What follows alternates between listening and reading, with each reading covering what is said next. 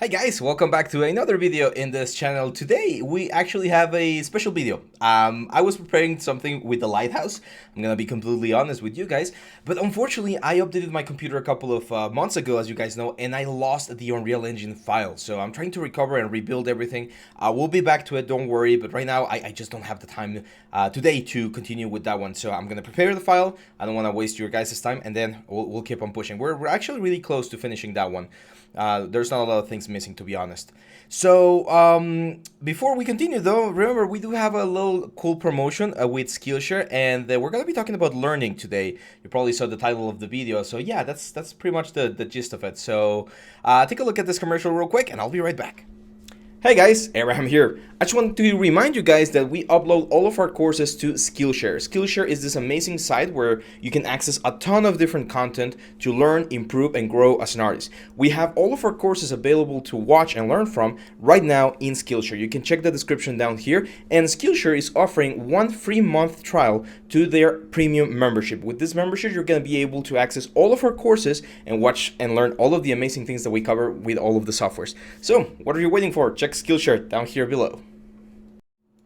There we go. So, someone, a couple of videos ago, I think it was last week, someone asked on the comments, what would you do if you had to start from scratch, like right now, and you wanted to get into the industry? Like, what would be your plan? Like, you knew nothing about 3D, what would your plan? And I thought that was an amazing question. It was a really, really interesting question, because now that I know a lot about the industry, there would definitely be a couple of options that I would do differently. But there will also be a couple of options that I would still do the same. And I want to show you a little bit of a sneak peek of how it was for me when I started. So I have here with me this thing. Really funny. I actually found it today. This is my first drawing like a board. Some of you guys know that I actually was not studying to become a 3D artist. I was studying medicine. I was going to be a doctor. And I did the first year of medicine. I was always really good at school, to be honest. Not to brag or anything, but I was really good with like tests and stuff. So I didn't have a hard time getting into medical school here in Mexico. I got there. I was studying. I liked it, but it wasn't as fulfilling as I thought it was going to be. And throughout the year, I went through some stuff, and I eventually realized that that's not what I wanted to do.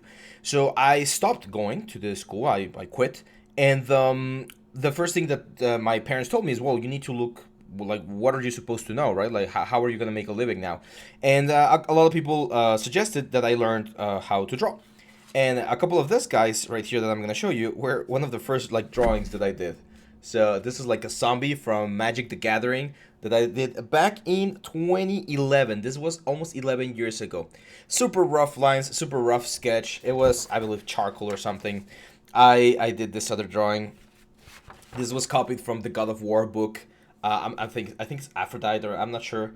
But yeah, this was pastel colors. No, not pastel colors, Prismacolors. And I was learning. I went to a class and I was learning the basic stuff of my like beginning of my 3D career. Shading, perspective, a little bit of anatomy. As you can see right here, just some anatomy studies and stuff.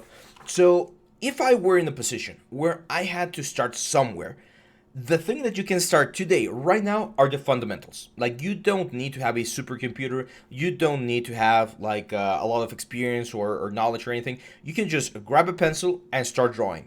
Practice shapes, practice form, practice perspective. Let me see if I can find more stuff over here. Yeah, like, this was one of the first exercises. November 9, 2011. This is just like a cup of coffee or something. So that would be like my first advice to most of you guys. Like, if you really want to take art seriously, if you want to become an artist, the first thing you need to know is whether or not you like art. That was one of the first questions that my parents like asked me. They were very supportive throughout the whole journey. And one of the first things that they asked me is, you need to make sure that this is the decision that you want, because you're already wasted. I wouldn't call it wasted, but you already invested a year in medicine, and now you want to change careers. That's fine. Just make sure that you're picking the right one and you don't lose any more time. And I did. My main what's the word, motivation to grabbing this career or starting this career was that I wanted to tell stories. This is another like super old character. I was into fantasy all the way back then. So So I wanted to tell stories. That was what I knew. And when I started like understanding how 3D works and how the games were made and stuff, I realized that I want to be an artist. You could be a programmer as well, and you can tell stories that way. But the more like story-driven career is definitely art. So I tried to find like a couple of tips that I want to share with you for this particular thing. And one of them is make sure you know exactly what you want, or as close as possible. You not might know that you want to be like a creature rigger, or you might not know that you want to be a character animator, right? But you might know that you want to do animation, or you might know that you want to do modeling, or you want to do sculpting and stuff like that. So the closer you can get to the specific sort of like career path that you want to do, the easier it's going to be to get there, because that way you're going to be able to look for tools and techniques and workflows and stuff that are going to be approaching or getting you closer to that. That will be my first advice. Let me see if I have anything, like any other cool stuff. I don't think I do.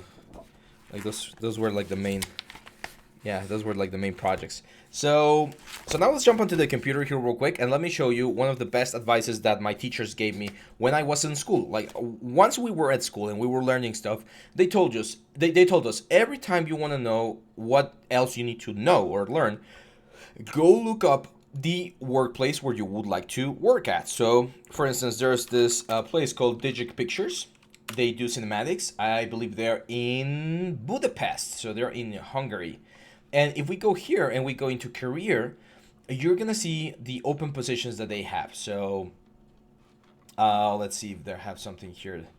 Let's see all the open positions. And if you like navigate into these areas, you're gonna be able to see what kind of stuff they're looking for. So for instance, 3D animator, very basic one, right? Like a lot of people want to be animators, and this is the kind of stuff that you want to look for. A lot of these things you're gonna have to learn from someone else, like from an expert, from tutorials, from things, or people that already have gone through this. So for instance, proficiency in Maya, you have to learn Maya. Where is it? Experience in creating realistic animation for humans. Okay, you need to know how to animate humans. You need to know how to animate non-human characters. You need to know a little bit of acting. So once you know what you want to be, and once you understand what are the things that they're looking for, that's when you need to start like looking for things that are gonna get you there. So for instance, I'm not an animator, so this would be like an example case for me. If I want to be an animator and I see here that I need to have previous experience with motion capture data, first thing I'm gonna do is motion capture Maya and start reading. Start reading about what kind of techniques there are. How can I create my own motion capture? Is there a cheap thing that I can buy to create my own motion capture? Can I use my phone? Because there's a lot of things out there that unless you start looking for them, you don't really know if you can learn them, right? There's a lot of like hidden information, and the best way to find that hidden information is to go in there and watch and see all of the things that people are asking from other persons. For instance, I saw this one, Grooming TD, which just released a hair thing.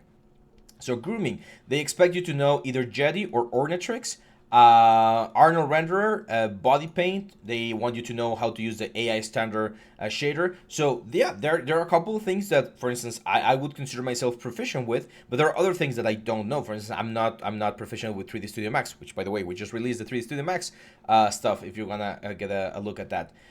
I don't know how to use body paint, but I do know how to use Substance Painter and Photoshop. So that means that I'm getting closer, right? And I know where to look to start getting there. The other thing, and this is I think is that the second advice. So first advice is know exactly what you want, or as close as possible, so that you can focus your results. Second advice is go to the places where you want to work, or go and look at the portfolios of people that you want to follow and be like, and study what they know, so that you know what you need to learn. And the third one is try to find things that are gonna support that specific element. So going back to the 3D animation thing, they expect you to have some sort of acting performance. So if you go in to an interview and you present yourself as a 3D animator and your reel is good, but not like super good, just like, let's say average good. And then there's someone else who also has an average good portfolio, but he did a lot of like plays when he was at school. He liked to act and do like sketches or stand up. They might gravitate towards him because he has extra experience outside of the 3D world that is relevant to the thing that he wants to focus on. In my case, due to destiny or however you want to call it, I had previous experience in anatomy. I took a year of medicine, so I knew pretty much all of the anatomy in and out, and all of that helped me quite a bit to understand how to properly model characters and creatures. So that's why most of my stuff gravitated towards characters and creatures. Nowadays, here with the studio and everything else, I need to do a little bit of everything. But initially, when I was building my portfolio, I was really good at characters and creatures because I had a little bit of extra experience from the real world. And in my experience, most of my fellow classmates had something like that. Like I had a classmate that had a little bit of like engineering background, like he built like small robots and stuff, and he became a really good hard surface modeler. I had another friend of mine who liked to do like practical effects, like like smoke bombs and explosions and things like that, and he became a TD like for like VFX. So all the things that you do as a normal human being, doesn't even have to be an artist, could help you grow in the artistic sense. That's why I strongly recommend it. People ask me, do I need to know how to draw? Do I need to know how to sculpt? Do I need to know how to paint? You don't, but if you do, it really helps. Like, it's a really good skill. Now, if you're in a position where time is limited or money is limited and you can't afford to invest in a lot of stuff, invest on 3D. That's going to give you the most practical tool to get a job. But if you are already invested in 3D and there's a little bit of time or a little bit of money that you can invest on other activities that are going to support your 3D, then go ahead, because that's going to really help you understand more things about the world, and all of those things are going to translate properly, or like in a very nice way, into your 3D career. So yeah, I think that's the best way I can like summarize this whole like question. Like, what would I do if I had to start over? Like, what would be my path?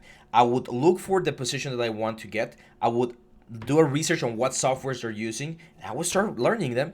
And at the side, I would try to get some activity that supports that specific thing. For instance, again, just another example, if I want to grow a grooming artist, like if I want to really go in and become like a groom artist for like games and this sort of stuff, I would probably take a hair cutting class, just a simple hair cutting class, so that I know how hair is cut in the real world, because I know that that information is going to be useful when I try to do it on the digital world. So just a little bit of advice there. I know this was a little bit of a different video this time around, guys. Thank you for sticking by. A little bit of a slice of life sort of stuff. Tomorrow, remember, it's going to be Tuesday, Mexico 10 p.m. time on Tuesday. It's gonna be our live stream, so that's gonna be India on the next day, so Wednesday. So in Wednesday, it's when it's gonna be airing. Just make sure to like get it on your calendar. There's gonna be like an alert or something. Make sure to subscribe and hit the little bell button so that you get the notification when we go live. And that's it. After the live stream, we'll continue with the character. We'll continue with the lighthouse. And please suggest more stuff. Suggest more things that you might want to learn. Let me know here in the comments, and I'll be happy to do some research for you guys and implement them throughout this upcoming weeks. So thank you very much, guys. Have a nice day. Have a great day. Hopefully everyone's having a great time. And yeah, I'll see you back tomorrow. Bye-bye.